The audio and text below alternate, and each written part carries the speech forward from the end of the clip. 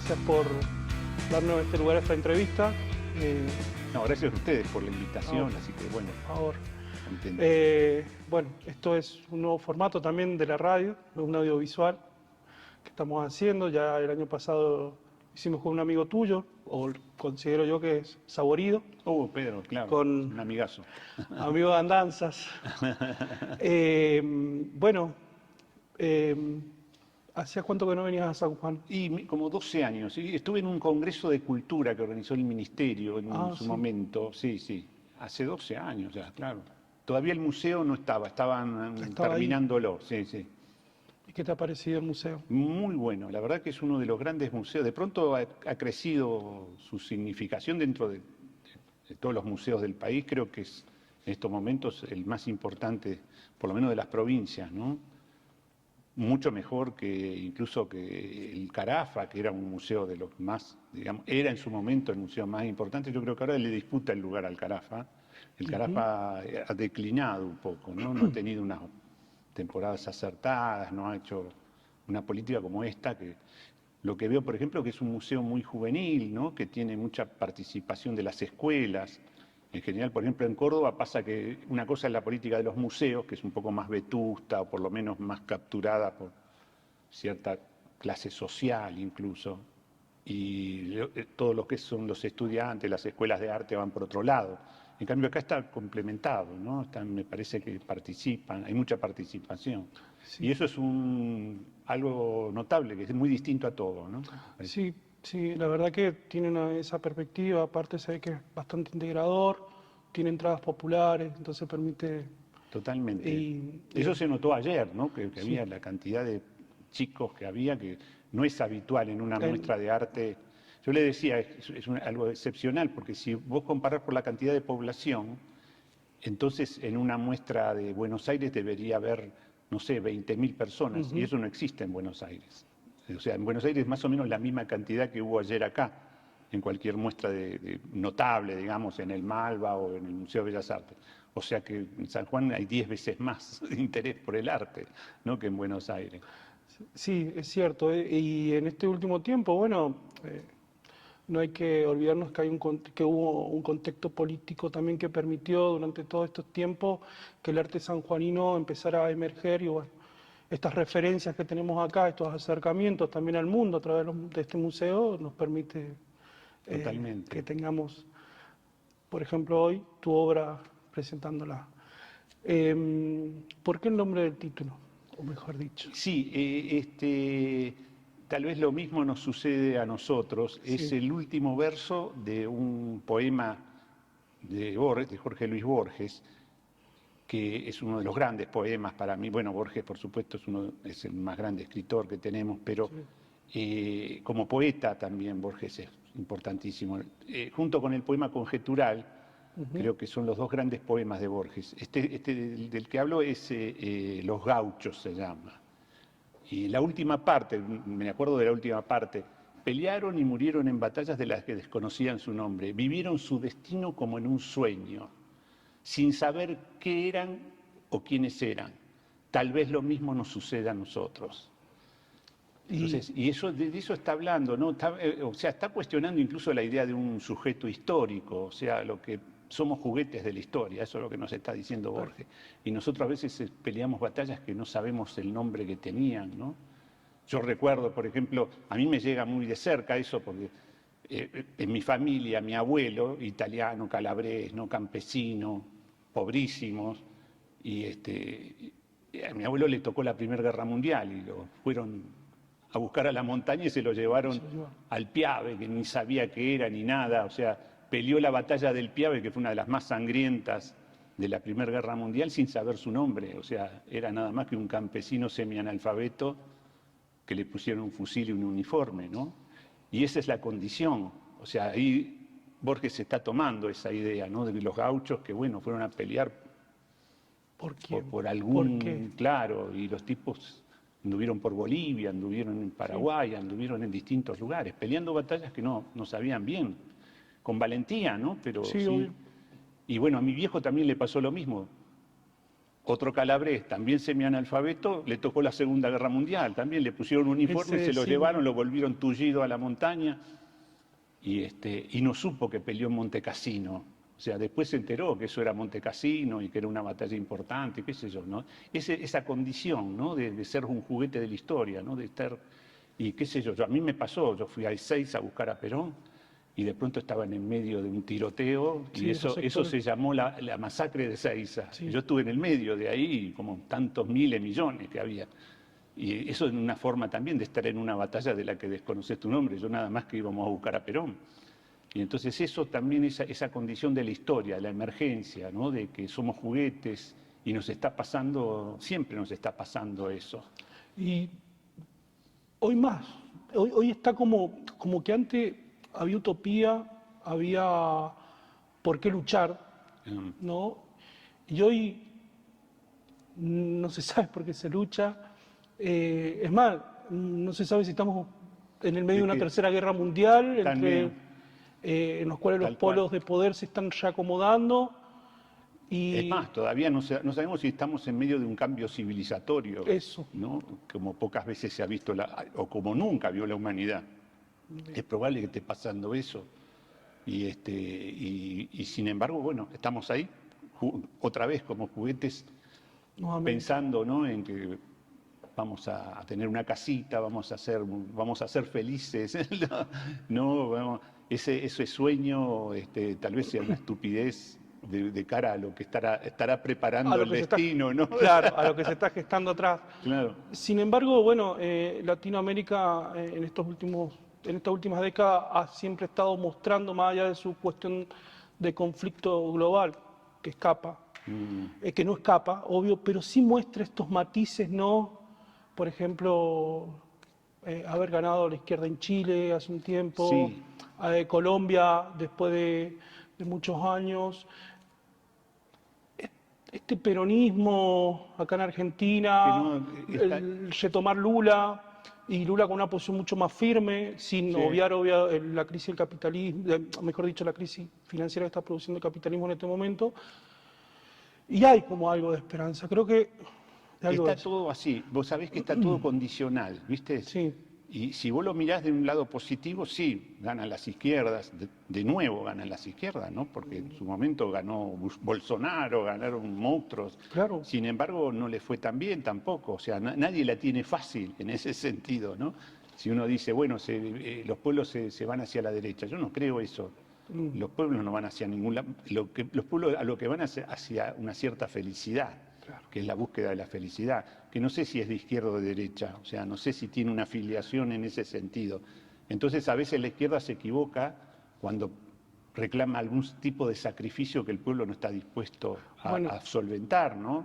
Eso es interesante porque, por ejemplo, en el contraste izquierda y peronismo, ¿no? Vos en algunos momentos decís, bueno, lo bueno que tiene el peronismo es que no se va a la lucha clásica de la izquierda, claro, a la revolución del proletariado, sino que busca, mejor dicho, democratizar el goce. Ciertos aspectos del goce, que siempre es polémico, o sea, porque también hablar del goce es hablar polémico. Del goce siempre con pinzas, porque sabemos que el exceso de eso también, es pulsión, claro, mortífera, ¿no? También eso es un problema, ¿viste? Si es la lógica del capitalismo, por obvio, lado, o sea que no, el plus de gozar ahí todo el tiempo. Siempre estamos en esa situación. Ahora, a pesar de eso, dentro de esa cuestión, hay algo, un núcleo duro, que es la felicidad del pueblo. O sea, el peronismo la define como felicidad del pueblo, que tiene un contenido de goce capitalista, por supuesto, pero que no es solamente eso. No. Hay un sentido de comunidad, ahí la felicidad del pueblo siempre es en un conjunto.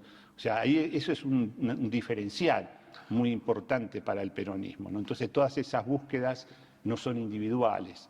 Y entonces ese planteo es el revulsivo que produce el peronismo para con el capitalismo tradicional, ¿no? que reclama la indiferencia social, ¿no? Que cada uno se arregle. Un poco esto, ¿no? Que esta pintura habla de eso, meritocracia, ¿no? Estás en soledad, ¿viste? Sí, totalmente. La chiquita está llevando su casita como un carrito y se ve que hay luz adentro, pero no es habitable porque es otra escala, ¿viste? Totalmente. Entonces, ese drama que está ahí, ella está afuera literalmente. Y allá están los otros que están gozando, sí, realmente del capitalismo. Y es interesante porque el cuadro que vos le ponés ahí de fondo es un cuadro también, que lo he visto también, que lo utiliza la izquierda mucho ese cuadro. Claro, por supuesto, es un emblema. Claro, Es Berni, Antonio Berni, sí, es la o sea, manifestación de Antonio claro. Berni. Que precisamente el ¿Vos, cuadro. ¿vos has logrado conversar con Bernie alguna vez? Sí, ya era chico, yo era todavía alumno, Ujú. ¿no? Pero sí, lo conocía a Berni, era del PC, estaba, digamos, ligado al PC, no era un Ujú. cuadro del PC, pero era, Muy ligado. digamos, dentro de su. Igual que Carlos Alonso en su momento, ¿no? Pero ese cuadro especialmente es un emblema, porque es un emblema de las luchas obreras, y la paradoja es que la propiedad es de Constantini, de uno de los grandes millonarios Claro. que tiene el Malva y está ahí en el Malva.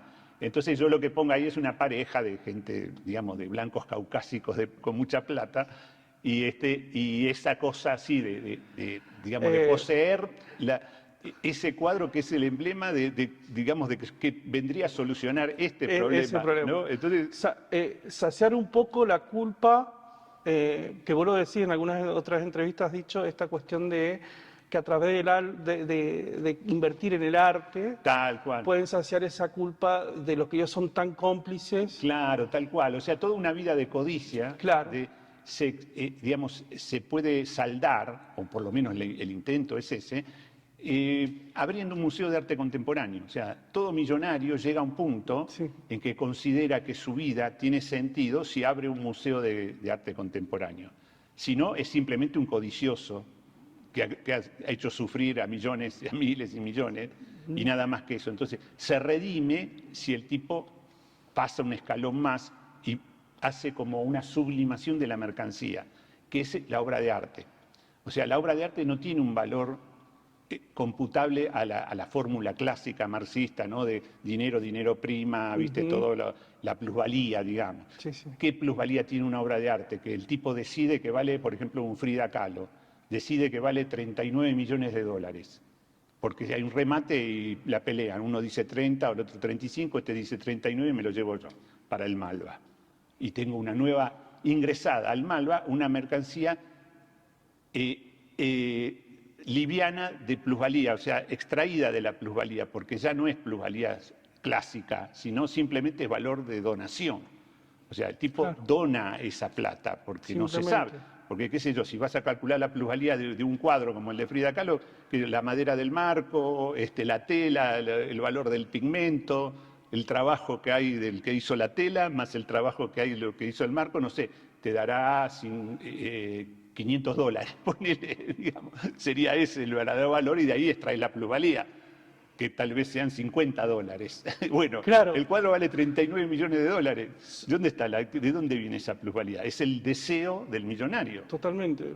O mejor dicho, el fetiche ahí. El fetiche, claro, el fetichismo de la mercancía. Marx tenía también un desarrollo en ese sentido, pero misteriosamente son 39 millones de dólares. El cuadro más caro, el cuadro latinoamericano más caro vendido.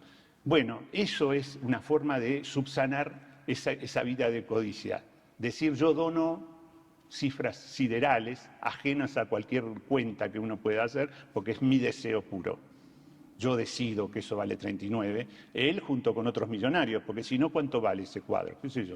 Por ahí $1000, ¿viste? Se vende en una casa de objetos usados a $1000, ponele. Sí, pero sí. 39 millones de dólares es deseo puro. O sea, solamente estos que llegan a ese nivel tienen esa capacidad. O sea, hay un lugar especial donde el tipo ya no es codicioso, sino es que es un héroe de la sociedad, que hace que Frida Kahlo sea lo más importante y demás, y su museo es un objeto admirado por la sociedad, porque viste el Malva, que yo Tomás en México, hay un montón de museos, entre ellos Carlos Slim, que es uno de los más millonarios, tiene un museo impresionante, mucho más grande que el Malva. O sea, cada millonario en el mundo va a querer siempre tener eso como emblema, que es el arte, que no hay objeto más caro que eso. O sea, el capitalismo no produce un objeto más caro que un cuadro, en el sentido de estos cuadros, ¿no? O sea, una Ferrari, la más cara, que haya 35 millones de dólares, se vendió la Ferrari más cara, que fue un récord total. Pero no hay otro objeto. Si vos pensás, sea joyas, sean todo vale mucho menos. Es más, hasta en esta época histórica, todo lo que es esto de valor de riqueza y no de valor de utilidad ha bajado, por ejemplo el oro, ¿no? Sí, el oro, claro, sí, ¿Viste? está en los avatares de la lógica de la economía. Totalmente. O sea, está entre la venta, la compra, toda esa... Bueno, el arte no. El arte, en las épocas de crisis, el arte crece todavía más, se vende todavía más y más caro. Es increíble eso. Y será será esta cuestión de que también, bueno, para darle un poco de poética, ¿no? A lo del arte, el arte a veces es lo único que por lo menos nos abraza hasta Exacto. que va pasando, ¿no? Exacto, es un refugio también. Eso, un refugio amoroso. Amoroso, claro Sí, que sí. sí. Ya lo ves, ayer pasó eso. Fue una ceremonia amorosa de miles de personas que estábamos acá compartiendo un momento, una epifanía de algo que nos gusta, que nos llena, en todo sentido, ¿no? Lo que pasó con la música, todo eso es Claro. reconfortante, nos hace sentir bien. O sea, tiene esa capacidad todavía el arte, ¿no? Y creo que cada vez más de esa ceremonia que da un sentido de comunidad, que estamos todos más o menos en un lugar sintiendo más o menos lo mismo. Eso antes era la religión. Bien. Por eso tiene algo que ver el sentido religioso en el arte, ¿viste? Hay un solapamiento. Antes una ceremonia religiosa, una misa o cualquier otra ceremonia, O el rito, claro. un ritual, cumplía con eso. Hoy el museo cumple también con un ritual en ese sentido. Es raro, o sea, estamos hablando, ¿viste?, de capas sí. de sentido, ¿no? Pero bueno, es hacia donde nos va llevando también esta repregunta qué es Occidente, qué es Oriente, ¿no? A partir de todas estas crisis, de estos nuevos órdenes. Y más o menos hablando de eso, vi la película de los compañeros de Estrellas del Oriente, Ah, sí. La ballena, y también ahí se refleja esta idea, ¿no?, de con el arte poder rescatar en ese momento de crisis, de inmigraciones que hay en el mundo, bueno, convertir a los sujetos migratorios para que no sean expulsados de los países del primer mundo en obras de arte. Hacerle Claro, una eso es conversión ahí. exacto. Y me pareció fantástica la Sí, bueno. odisea que hay y el Sí, nivel de compromiso de gente tan responsable en eso y la disputa y ahí esperando todo el tiempo. sí, eso fue todo un trabajo de años que hicimos para Sí. terminar con la película. Hicimos una instalación el año pasado, anduvo muy bien en Buenos Aires, en el CCK. ¿Qué pensás con esta nueva geopolítica, con el giro, por ejemplo, como los norteamericanos que ya están diciendo de que nosotros podemos llegar a ser colonias chinas o que vamos hacia la Sí, colonia claro, china? me da risa eso. También sabiendo de que vos sos un admirador de por lo menos La cultura china la escultura, la me interesa escultura. mucho la cultura Sí, china. sí, la cultura china. Y, Y a ellos les interesa mucho el peronismo. usted también tiene, Es interesante eso lo también, pero bueno, desconoce, no lo no lo desconocen desconocen, como no. fenómeno. Eso es verdad, pero bueno, no tengo tanta cercanía ahora, pero lo de China es una opción muy buena, por eso me gustó mucho Lula, Sí, sí, el y la emprendimiento firmeza que ahí. hizo, ¿no? Esa primera que causó mucha conmoción, ¿eh? En Sí, el mundo no fue fácil no ha pasado digerir. desapercibido. No. Y bueno, es el mundo multipolar que a nosotros nos convendría. O sea, en todo caso, una dependencia múltiple. O sea, depender de China, de Rusia, de la India, de Estados Unidos, de todo lo que acumule poder. Bueno, ahí estaremos porque nosotros no tenemos las posibilidades propias. Cuando tengamos un buen pie ya, entonces tendremos también nosotros una voz. Pero ese es un mundo multipolar. Un mundo que ya ha dejado de ser la hegemonía norteamericana, de hecho ya lo dejó de ser. Bueno, esta ¿No? guerra creo que también está Esta- tratando de ser un salvataje, ¿no? Sí, y que todavía no empezó la cosa, ¿no? Porque No habrá sé. que ver qué pasa con Taiwán y China, Claro, también y está que complicado eso eso. plantearía otro frente más. La alianza estratégica entre China y Rusia, que hace que Rusia pueda soportar Esta guerra, sí. algunas adversidades. Así que todo eso es seguro que China va a ser una gran potencia. De hecho, técnicamente ya creo que estará superando en muchos lugares a Estados Unidos, en muchas cuestiones económicas incluso. Y eso es ventajoso para nosotros, siempre va a ser ventajoso. O sea, una alianza con China siempre va a ser una ventaja porque nos aleja, digamos, de un campo de pertenencia que ellos pretenden el patio trasero que ellos sigamos siempre quieren siendo que el sea. patio trasero, ¿no? Entonces tal vez eso es una decisión de independencia, de orden de la independencia política que es fundamental. Así que bueno, bien, o sea, yo eso lo veo correcto. No quiere decir que sea bueno depender de China, no. No, no, obvio. La idea Pero sería tener la unos mesa buenos redonda, negocios, pero claro, tener una voz, digamos, en igualdad, en un pie de igualdad. Pero bueno, el mundo está convulsionado, o sea que no sabemos qué va a pasar en los próximos meses siquiera, ¿no? Me parece que es un mundo de paradojas, de sorpresas que todavía están por venir. a mí me gusta que porque en algunas entrevistas vos siempre decís, bueno, y yo también soy peronista, justicialista, me gusta decir más como una cuestión identitaria, ideológica y teórica, como el justicialismo. Siempre decís, el mundo tiene o va a ir hacia Claro. el justicialismo. Sí, eso es así, ¿viste? Porque hay una cuestión ahí, digamos, de la forma hablábamos de La democratización del sí, goce. de la felicidad del pueblo, ¿no? O sea, Eso. los pueblos, la felicidad del pueblo es algo internacional, digamos, algo que los pueblos buscan, y el logro de esa felicidad depende en gran medida de cómo se administra la economía que ofrece el capitalismo. Entonces, un mundo de codicia, que es el mundo en el que nosotros estamos involucrados en gran medida, un mundo lleno de codiciosos es un mundo de gran injusticia y es un mundo que siembra la infelicidad del pueblo, inevitablemente. Entonces, la moderación de la codicia es un poco siempre lo que en el peronismo está la gran pelea. Sí. El gran revulsivo que significa el peronismo es cuando el peronismo se pone en la cuestión del reparto de la riqueza. El reparto de la riqueza agrede directamente esta pulsión codiciosa de algunos dentro del sistema capitalista, que lo que incentiva el sistema capitalista es que uno debe ser codicioso, uno debe avanzar permanentemente y morfarse al otro, al que está al lado, y esa es la lógica del capitalismo, no es la lógica del peronismo, que siempre el peronismo. Y ese es el gran diferencial, está ahí. La moderación de la codicia es uno de los factores.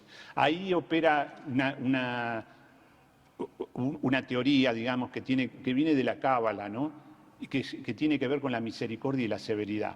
Sí. La administración de esos dos factores, que es como nuestro yin y yang, digamos. No puede haber permanentemente severidad. La severidad tiene que ver con las leyes, con los límites, con el rigor de la ley y demás.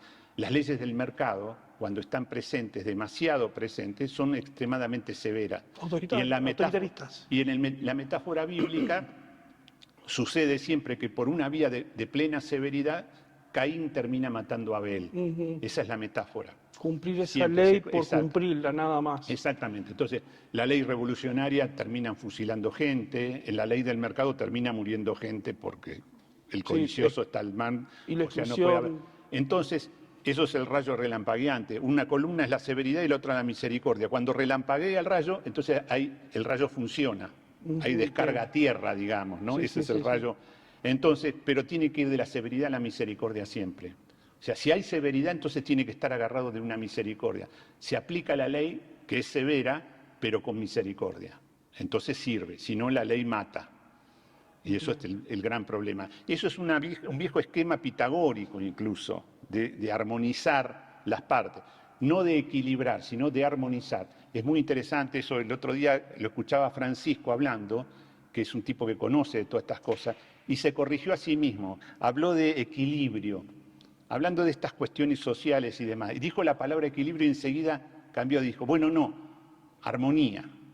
Y hay una enorme diferencia. Equilibrio es una negociación. Entonces, equilibrio, por ejemplo, es el equilibrio estratégico. Vos tenés 50 cabezas nucleares, yo tengo 50. Entonces, hay equilibrio, no hay guerra. Si vos tenés 25 y yo tengo 50, te cagué, ¿viste? Entonces, hay conflicto, porque se rompe el equilibrio. Totalmente. En cambio, la armonía siempre es entre partes distintas. Totalmente. La armonía necesita de misericordia, porque vos tenés 5 y yo tengo 80, y sin embargo armonizamos. Bueno, en la música pasa. Claro, la armonía musical, exacto. Cada instrumento aporta desde su singularidad. Y ninguno, digamos, y conviven porque hay una forma misericordiosa de que la música va a salir de una armonía que siempre son partes distintas. Nunca hay lo mismo de una cosa que de la otra. Totalmente. No si hay equilibrio, viste que se muere la música, pasa lo mismo en No, el arte. claro. Si está todo equilibrado, estamos nada, Sí. no sucede nada. Cuando hay desequilibrio y hay mucho de una cosa y muy poquito de otra, entonces ahí se produce la magia, ¿no? Bien. Entonces, eso es continuamente mucha misericordia, poca severidad. Mucha severidad, poquito de misericordia. Siempre está, más o menos, funciona en ese sentido, ¿no? Por ejemplo, el hippismo, todo el movimiento hippie, ¿por qué fracasa como idea del mundo? Porque era una idea de cambiar la sociedad. ¿Por qué no cambia la sociedad? Porque había un exceso de misericordia y se diluye. No hay ley, no hay límites, ¿entendés? Entonces terminás pasado de merca, tirado en una alcantarilla, ¿viste? No pasa nada. En cambio, le faltó un poquito de severidad, de poner algunas leyes que pusiera toda esa gran misericordia. Claro, el orden colectivo. Cierto orden, exacto, el orden colectivo, de lo colectivo. Que es lo que se permite la ley Exacto. hacer. Y genial. ¿No? Y para ir cerrando, ya, vos sos un gran generador de íconos del peronismo a través de la historia. ¿Hoy tenés pensado cómo representar a través de tus pinturas el peronismo de hoy? Valga la redundancia. Sí, mira, es medio difícil. Yo no soy cronista de la época, ¿viste? Me prefiero trabajar con el tiempo mítico. Digamos, irme hacia atrás, hacia un lugar donde surgieron las cosas, ¿viste? El tiempo mítico no tiene tiempo. No tiene tiempo. Además, ¿no? Todas estas pinturas demuestran eso. Claro. Entonces está la figura de Eva, pero es mítica, sí. ¿Viste? No es la Eva esa haciendo tal cosa, ¿viste? No es una crónica. Y eso me pone más cómodo y me da mucha más libertad, ¿viste? Meterla en cualquier contexto, o sea, funciona mismo como una diosa griega, egipcia o religiosa, como la Virgen de los rayos, ¿viste? Auxiliadora. La María Auxiliadora está ahí, tiene los rayos, y uno ve, está en la parroquia de María Auxiliadora, cada rayo de eso representa una de las tareas del cristianismo, ¿no? Vestir al pobre, visitar al enfermo, cuidar y esas son tareas de la Fundación Eva Perón también, o sea, tiene mucho que ver, ¿viste? Entonces me pareció como que había ahí algo que podía ser interesante. Es genial, bueno, Dani, muchísimas gracias. No, gracias a ustedes. Nos encantaría seguir, pero bueno, sabemos que tenés una agenda. Bueno, sí, ahora viene una charla. Sí, así que agradecido de Radio La Lechuza, la primera comunitaria de la provincia, muchas gracias por darnos este lugar. Seguramente te vamos a hacer llegar cuando tengamos la entrevista editada. Y bueno, nos encantaría seguir charlando y seguramente van a haber otras oportunidades para que la hagamos. Cómo no, bueno chicos, bárbaro. Gracias. A ustedes.